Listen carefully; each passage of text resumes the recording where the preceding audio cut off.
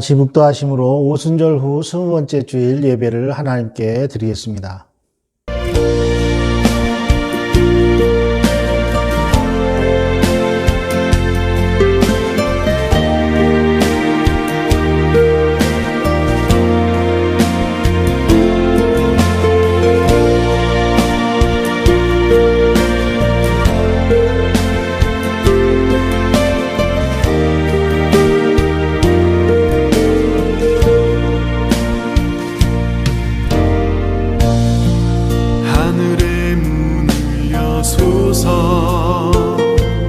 이곳을 주목하소서. 주를 향한 노래가 꺼지지 않으니 하늘을 열고 보소서.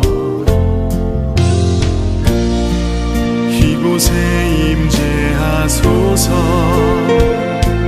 주님을 기다립니다.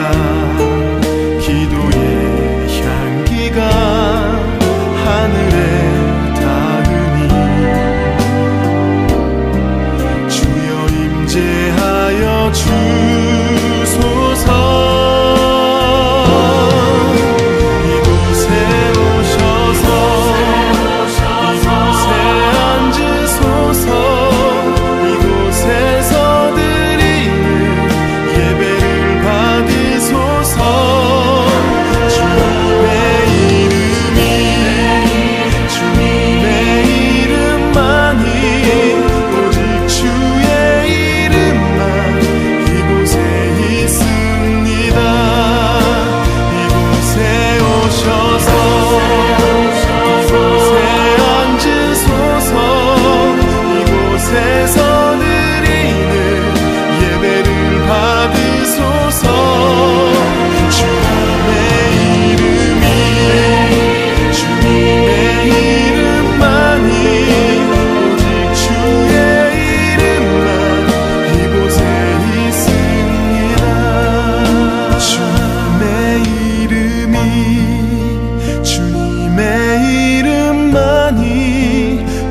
주의 이름만 이곳에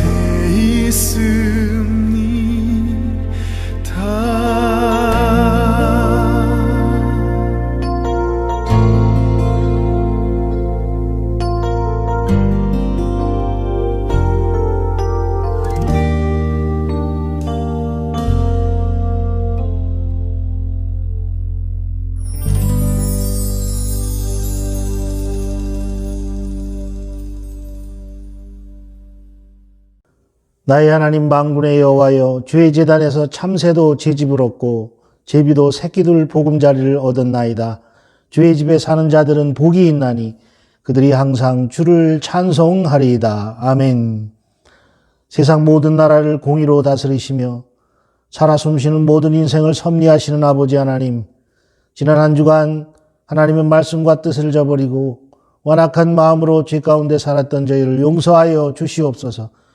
저희는 요나처럼 하나님의 뜻을 벗어나 정반대로 가는 배를 타고자 했습니다. 집을 나간 탕자처럼 하나님의 곁을 떠나 귀하고 소중했던 믿음을 허비하며 지냈습니다. 그 결과로 우리의 삶에 오늘과 같은 고통이 찾아왔으나 저희는 아직도 완악한 마음을 버리지 못하고 이렇게 하나님께 돌아가기를 미루고 있습니다. 저희의 결심만으로는 주님께 나아감이 불가하오니 저희의 모든 죄를 용서하시고 저희의 행할 길을 인도하여 주시옵소서. 사랑이 많으신 아버지 하나님, 저희를 존귀한 하나님의 자녀로 삼으시고 저희의 불순종에도 불구하고 복된 길로 인도하시니 감사합니다. 때로는 우리가 걸어가는 인생길에 큰 슬픔과 괴로움도 있지만 하나님께서 때를 따라 도움는 은혜를 허락하여 주셔서 언제나 승리하도록 하여 주시옵소서. 이제 주님께서 허락해 주신 그 구원의 감격과 믿음의 확신을 가지고 예배의 자리로 나아갑니다. 주님의 날에 거룩하게 구별하여 드리는 우리의 예배를 받아 주시옵소서. 예수님의 이름으로 기원하옵나이다. 아멘. 사도신경으로 신앙고백 드리겠습니다. 전능하사 천지를 만드신 하나님 아버지를 내가 믿사오며 그 외아들 우리 주 예수 그리스도를 믿사오니 이는 성령으로 잉태하사 동정녀 마리아에게 나시고 본디오 빌라도에게 고난을 받으사 십자가에 못 박혀 죽으시고 장사한 지 사흘 만에 죽은 자 가운데서 다시 살아나시며 하늘에 오르사 전능하신 하나님 우편에 앉아 계시다가 저리로서 산 자와 죽은 자를 심판하러 오시리라.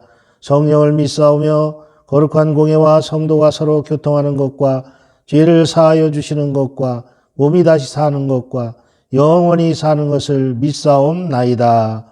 아멘. 찬송 312장 찬송 드리겠습니다. 너 하나님께 이끌려 찬송 드리겠습니다.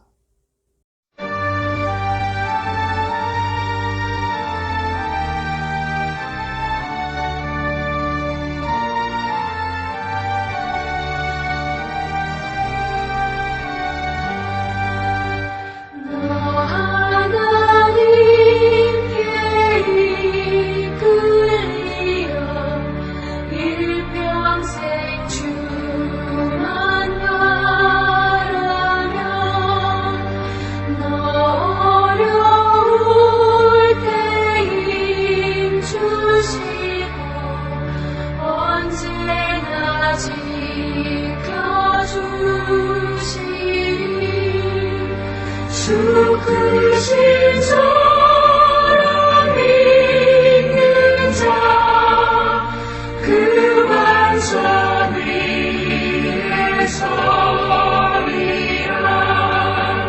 너 설레는 맘 하나 듣고 희망 중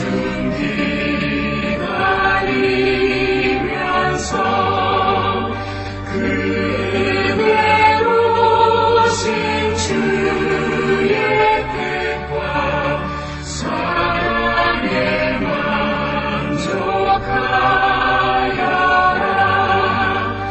우리를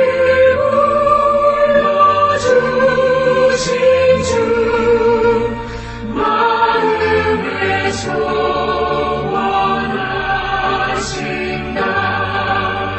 주 찬양하고 기도하며 내 공분 힘써가라. 주 약속하신 모든 은혜 내게서 이루어지리라. 잠들고 의지하는 자 주께서 기억하시리. 아멘.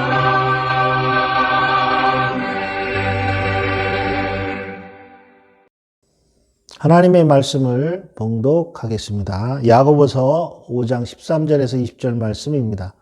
오늘 봉독하실 말씀은 야고보서 신약성경 야고보서 5장 13절에서 20절 말씀까지 봉독하겠습니다. 제가 봉독해 드리겠습니다. 너희 중에 고난당하는 자가 있느냐? 그는 기도할 것이요. 즐거워하는 자가 있느냐? 그는 찬송할지니라. 너희 중에 병든 자가 있느냐? 그는 저 교회의 장로들을 청할 것이요. 그들은 주의 이름으로 기름을 바르며 그를 위하여 기도할지니라. 믿음의 기도는 병든 자를 구원하리니 주께서 그를 일으키시리라. 혹시 죄를 범하였을지라도 사하심을 받으리라. 그러므로 너희 죄를 서로 고백하며 병이 낫기를 위하여 서로 기도하라. 의인의 간구는 역사하는 힘이 크민이라. 엘리야는 우리와 성정이 같은 사람이로되 그가 비가 오지 않기를 간절히 기도한즉 3년 6개월 동안 땅에 비가 오지 아니하고 다시 기도하니 하늘이 비를 주고 땅이 열매를 맺었느니라. 내 형제들아, 너희 중에 미혹되어 진리를 떠난 자를 누가 돌아서게 하면 너희가 알 것은 죄인을 미혹된 길에서 돌아서게 하는 자가 그의 영혼을 사망에서 구원할 것이며 허다한 죄를 덮을 것임이라. 아멘. 50장 찬송, 내게 있는 모든 것을 찬송 드리시면서 봉헌하도록 하겠습니다.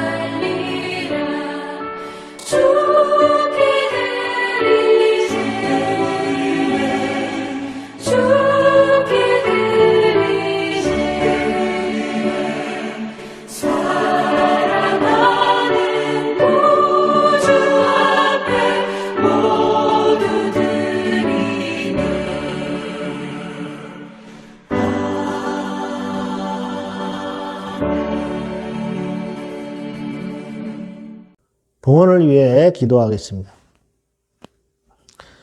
교회와 성도들 오늘까지 인도하신 에베네셀의 아버지 하나님, 우리에게 일할 힘과 기회를 주시는 것에 감사합니다. 게으르지 않고 땀 흘려 일할 수 있게 하여 주옵소서. 우리에게 지혜와 또한 여러 가지 능력을 주심도 감사합니다. 자만하지 않고 우리가 가진 것들로 겸손하게 친절하게 봉사하게 하여 주옵소서. 우리에게 물질을 또한 주셨으니 감사합니다. 더 풍성한 것들을 허락해 주셔서 하나님 나라와 복음을 위해 드리는 일에 인색하지 않고 살아갈 수 있도록 풍성하게 채워 주시옵소서. 고난 중에도 주님을 향한 감사의 예물과 헌신의 찬양이 끊이지 않도록 저희의 삶을 항상 살피시고 날마다 평안으로 인도하여 주시옵소서.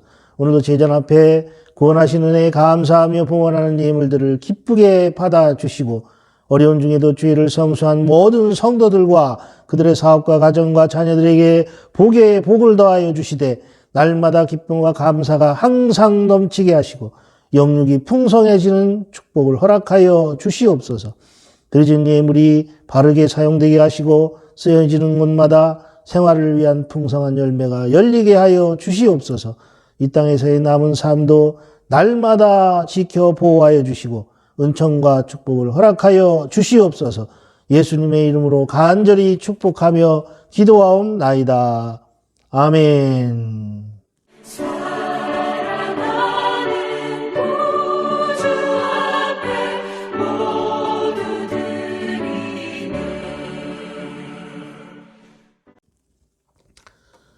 광고 말씀은 중보기도를 요청하는 내용입니다.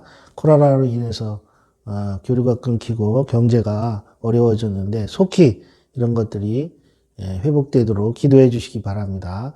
그리고 예배와 교제가 정상으로 돌아올 수 있도록 기도해 주시고 또 담임 목사가 조속히 복귀할 수 있도록 함께 기도해 주시면 감사하겠습니다. 또한 우리가 함께 모든 교우들의 가정과 자녀들의 건강과 경제적인 안정을 위해서 꼭 기도를 부탁드립니다. 감사합니다. 오늘은 야고보서 말씀 가지고 어떤 상황에 놓일지라도 해야 하는 것이라는 제목을 가지고 여러분과 은혜를 나누고자 합니다.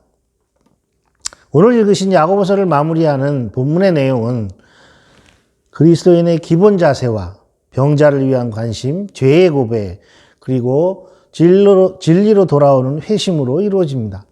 그러나 이 작은 주제들은 모두가 공통으로 관통을 하고 있는 것이 있는데 그것은 고난의 자리에서 꼭 필요한 것을 말씀하고 있습니다. 그것은 바로 기도입니다. 기도를 사랑하시는 여러분 어렵게 생각하지 마십시오. 기도는 예수님의 이름으로 하나님의 마음에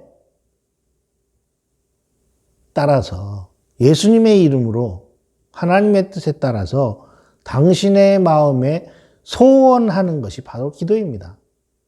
쉽게 얘기하면 주님의 이름으로 마음에 소원하는 것이 있다면 그것이 기도라는 것이죠. 여러분은 예수의 이름으로 무엇을 소원하고 있습니까? 그것이 바로 기도입니다. 교회를 위해 소원하고 있는 것이 있습니까? 또 교우들을 위해 소원하고 있는 것이 있습니까? 그것이 기도입니다. 나라를 위해 소원하고 있는 것이 있습니까? 민족을 위해 소원하고 있는 것이 있습니까? 아니면 지금 현실의 상황을 타게 해달라고 기도하는 것들이 있습니까? 그런데 그것을 예수의 이름으로 소원하는 것이라면 그것이 기도라는 사실입니다. 오늘 말씀은 고난의 때의 기도, 기쁠 때의 찬송이라는 방법을 제시해 주지만 그러나 그보다 더 중요한 것은 기도의 때와 필요성을 강조하고 있는 것을 볼 수 있습니다. 그만큼 인생은 고난의 자리가 많다는 뜻이며 그것을 극복할 수단은 오직 기도라는 사실을 강조하고 있는 것입니다. 성경에 나오는 의인은 믿음의 사람을 지칭하고 예수님 안에 있는 죄사함의 은혜를 입은 사람들을, 즉 성도들을 지칭하는 것입니다. 의인의 기도는 하나님의 역사, 곧 기적과 행하심을 체험하게 한다는 것이 하나님의 말씀입니다. 그러므로 어떠한 상황에 놓일지라도 그리스도인은 믿음의 기도를 멈추지 말아야 한다는 것입니다. 오늘 본문을 통해 우리는 깨달아야 할 것들이 있습니다. 그 첫째가 우리는 교회에 고난이 오고 전염병이 창궐한 오늘의 상황을 직시해야 합니다. 예전에 한국교회 성도들은 어떤 상황이 닥칠지라도 낙심하거나 절망하지 않았습니다. 복음을 받아들인 역사가 비록 짧았지만 단기간에 여러 가지 고난을 극복하고 믿음을 지켰습니다. 잔혹했던 일제강점기와 고륙상쟁의 한국전쟁을 거치고 정치적 사회적 변화 속에 우여곡절을 겪으면서 하나님의 돌보심을 확신했으며 찬송과 기도가 쉬지 않는 그런 교회들이 방방곡곡에 세워졌습니다. 고난이 닥칠 때 믿음을 지켰던 교회와 성도들, 그러나 한국교회는 교회와 교인들의 수가 증가하고 점점 더 많은 문제점, 심각한 문제점들을 드러내기 시작했습니다. 영성의 쇠퇴와 함께 찾아온 물질 만능주의가 교회를 덮었고 타성에 젖은 교회를 향해 울리는 개혁의 요구는 외면했습니다. 그 틈을 파고든 이단의 바로등으로 교회의 위기는 점점 가중되었습니다. 현실의 상황이 자주 변하는 가운데서 경건을 유지하기란 쉬운 일은 아닙니다. 한국교회는 시련의 때를 맞게 되었고 사회 일각에서 비난의 대상이 되며 고난의 행로에 접어들었습니다. 그런 와중에 생각지도 못했던 일이 또 벌어졌죠. 코로나 바이러스입니다. 전염병이 발생한 겁니다. 처음에는 곧 사라질 병이려니 하고 사람들은 생각했습니다. 왜냐하면 사스나 메르스 같은 그런 전염병도 거쳐갔기 때문에 그렇습니다. 금방 끝이 났습니다. 그렇지만 교회의 고난과 함께 찾아온 코로나는 이단 신천지를 통로로 삼아서 무서운 기세로 확산됐습니다. 그때부터 세상 사람들은 한국교회와 신천지를 구분하지 않고 교회를 통한 감염이라는 생각을 굳히게 됐고, 그리고 이후 크고 작은 확진자 발생 때마다 교회와의 연관성을 거론했고 세상에 무분별한 비방과 공격의 대상이 되고 말았습니다. 대부분 한국교회는 자발적으로 성전 예배를 중단하고 온라인 예배로 전환했고 처음 경험하는 비대면 예배의 성도들은 당황해했습니다. 그 와중에도 많은 교회 지도자들은 하나님께 기도하고 회개해야 된다는 사실을 각성하지 않고 예배로 줄어들 헌금이나 걱정하고 있었습니다. 왜냐하면 빚으로 많은 교회들을 짓고 있었기 때문입니다.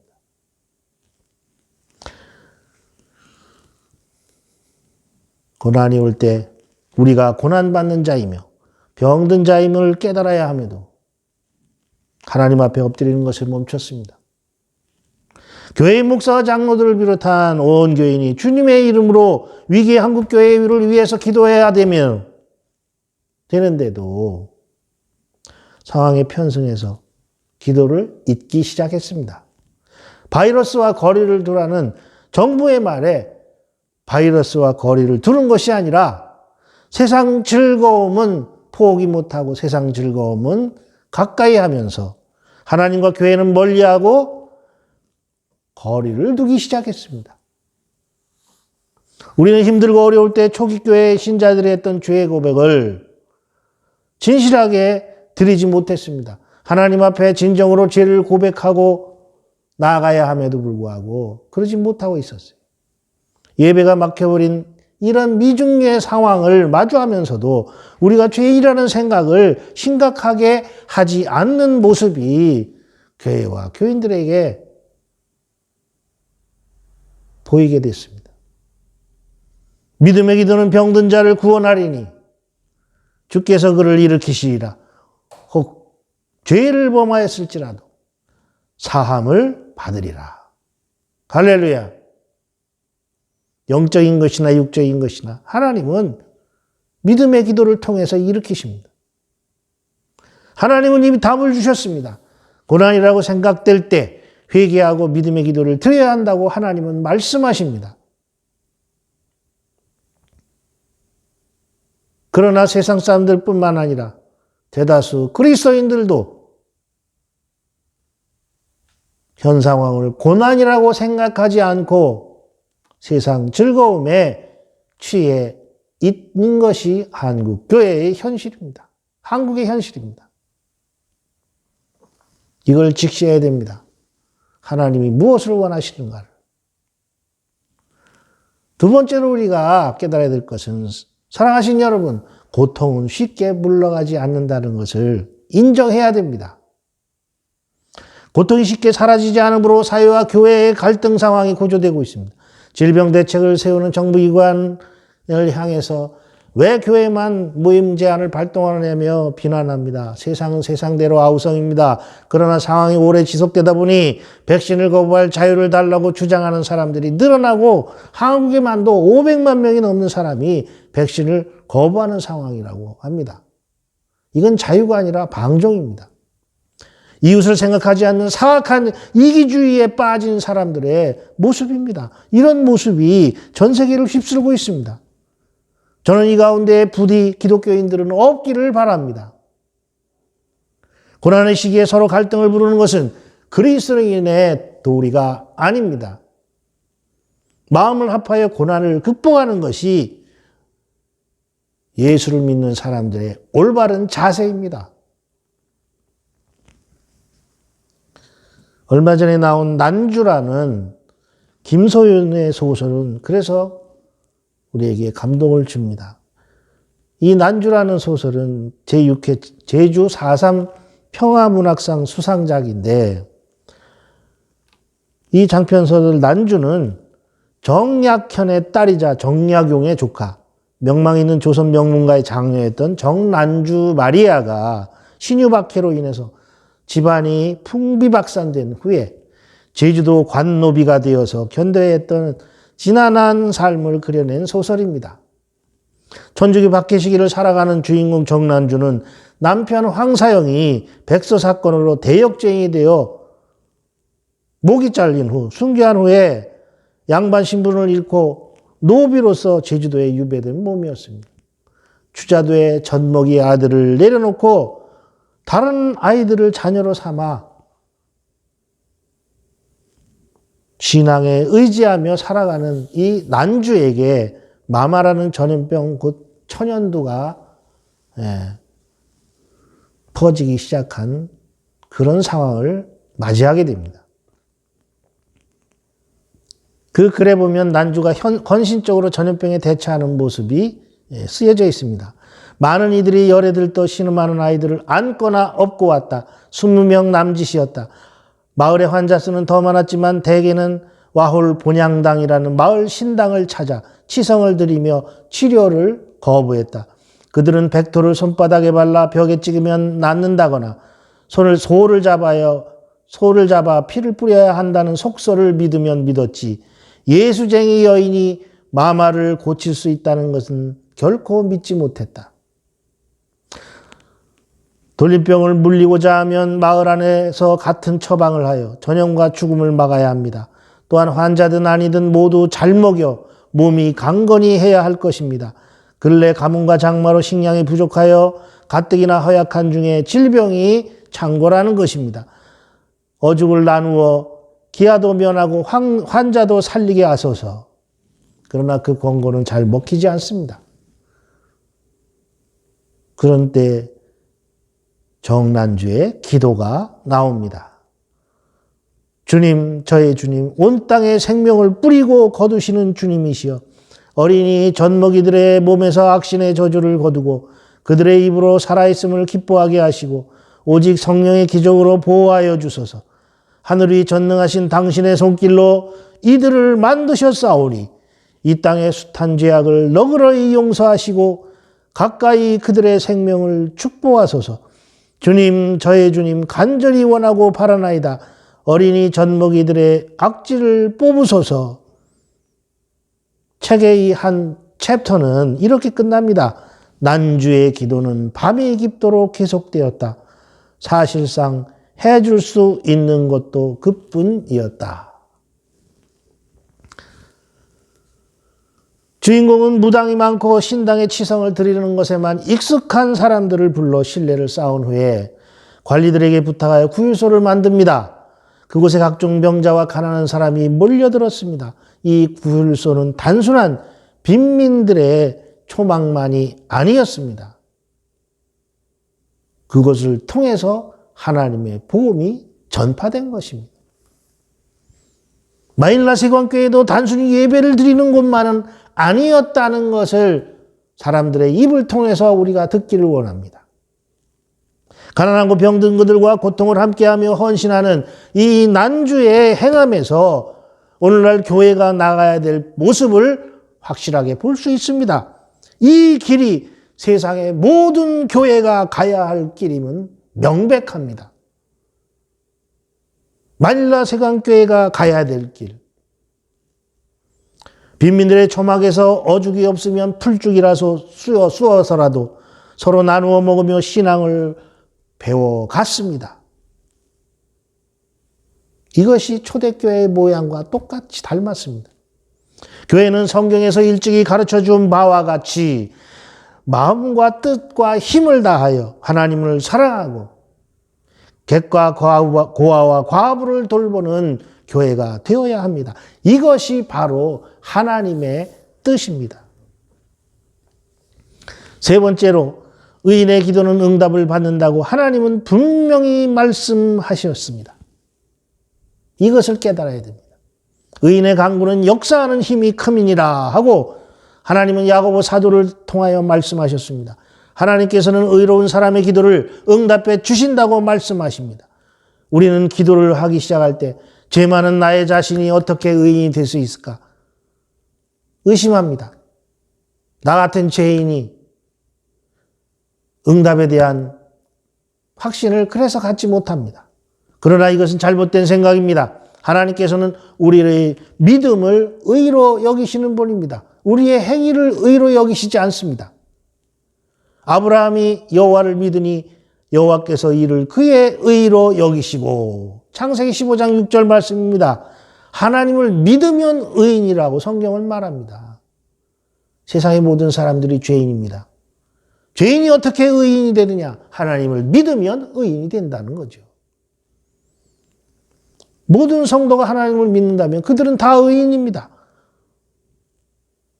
그리고 그 사람이 진실한 믿음으로 하나님께 드리는 기도는 역사하는 힘이 크고 응답을 받는다고 분명히 말씀하십니다. 그 대표적인 사례가 오늘 본문에 나오는 엘리야입니다. 그는 하나님께 간절히 기도하여 처음에는 가뭄으로 다음에는 비로 응답을 받습니다.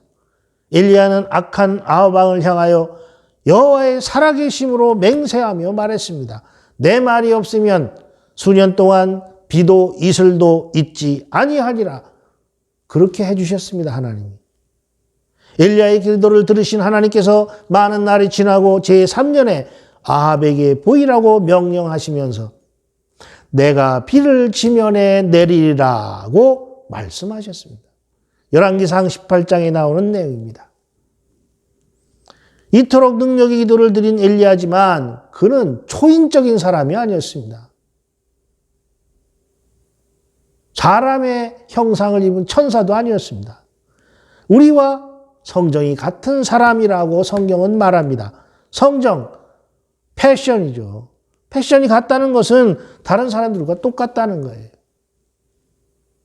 똑같은 수준이라는 겁니다. 똑같은 수준. 즉, 나 같은 놈이었다는 얘기죠.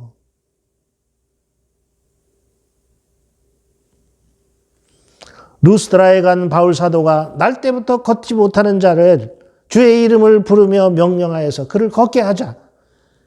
엄청나게 크게 지어진 그 신전, 제우스를 섬기는 그 신전에 수많은 제사장들이 다 몰려와서 제물을 바치면서 신으로 떠받듭니다.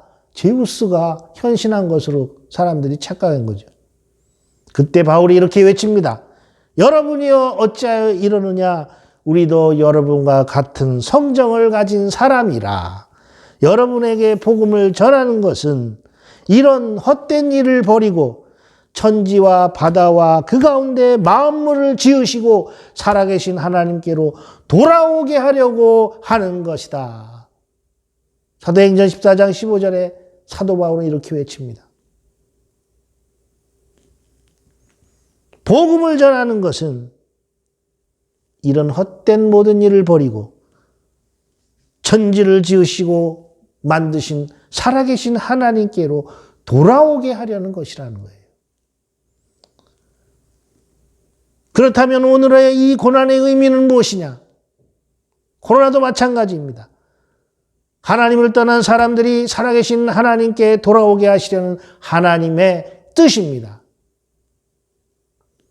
엘리야는 박해가 다가올 때 그것을 피해 달아나다가 지치고 지쳐서 죽고 싶은 마음이 들었습니다. 그래서 하나님께 투정을 부렸던 사람이 연약한 사람이었습니다.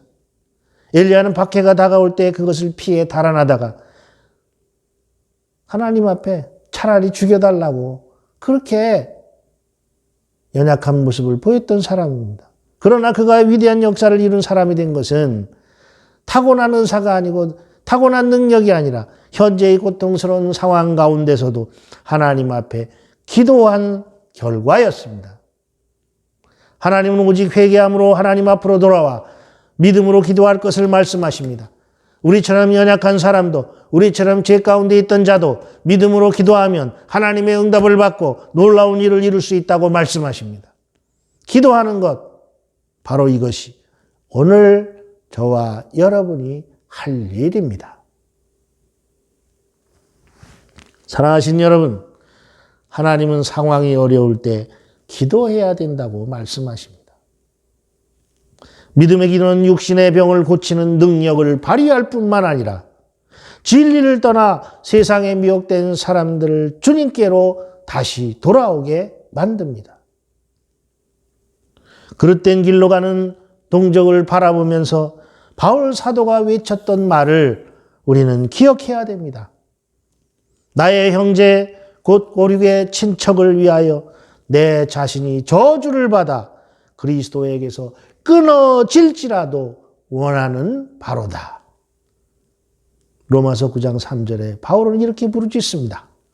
무엇을 그렇게 간절히 원하고 있는 걸까요?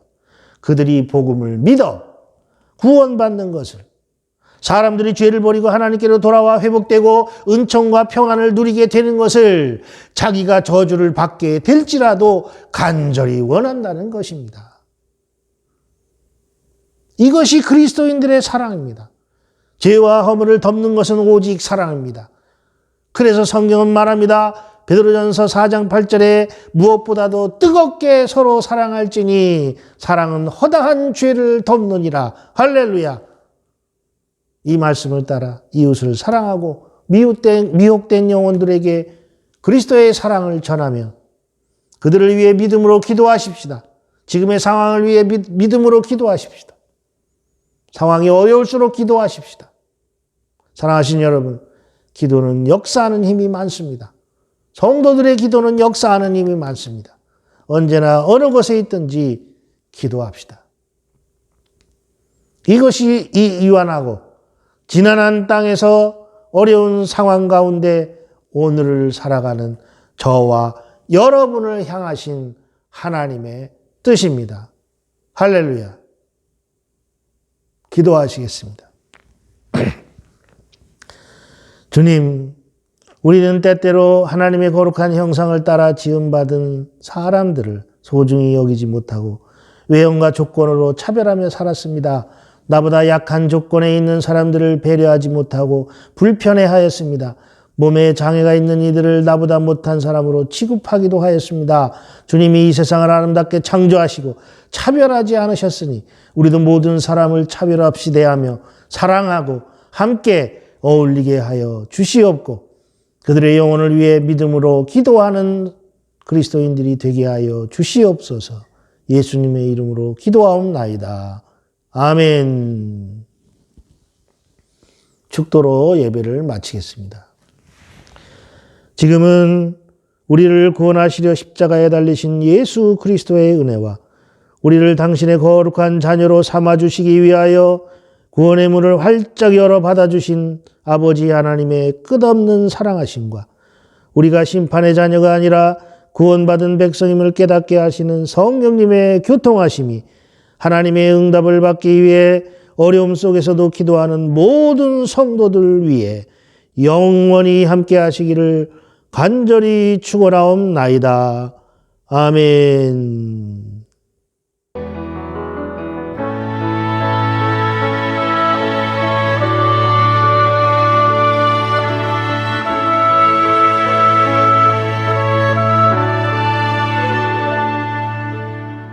이 땅의 황무함을 보소서. 하늘의 하나님 긍휼을 베푸시는 주여, 우리의 죄악 용서하소서. 이 땅 고쳐주소서.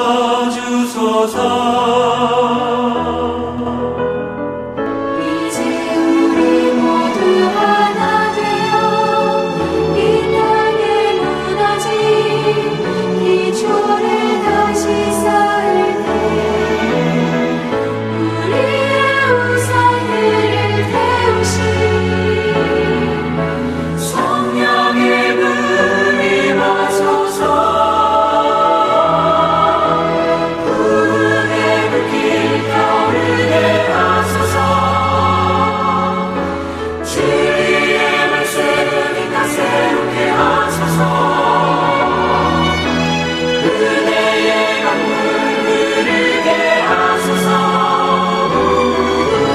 성령의 바람 이제 불어와. 오 주의 영광 가득한 새날 주소서. 오 주님 나라 이 땅에 임하소서. 구름의 불길